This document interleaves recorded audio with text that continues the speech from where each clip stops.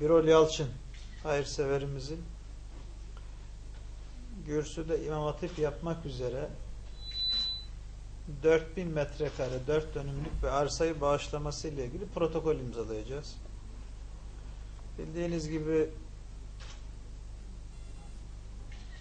eğitim konusunda 2005'ten bu yana Türkiye Cumhuriyeti hükümetleri en büyük payı eğitime ayırıyor olmasına rağmen hala eğitimde derslik sayımız ve okul sayımız devam ediyor. Çünkü genç bir nüfusumuz var.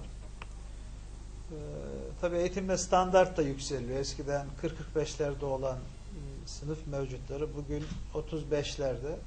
Bunu 30'ların altına çekmek istiyoruz Bursa'da da. Onun için yeni okullara, yeni okul arsalarına ihtiyacımız var. Birol Yalçın Bey'e teşekkür ediyoruz. Allah razı olsun. Allah hayrını kabul etsin. Benim yetim keşke imkan olsa da önümüzdeki sezona yetişse.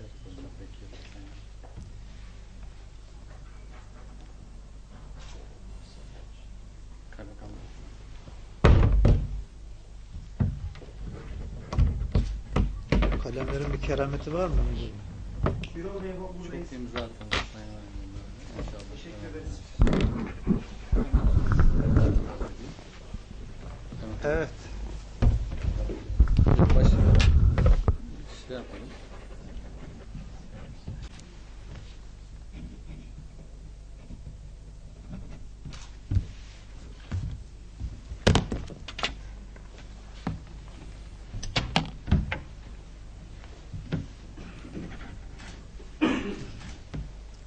Birol Bey hayırlı uğurlu olsun. Allah razı olsun. Allah hayrını kabul etsin.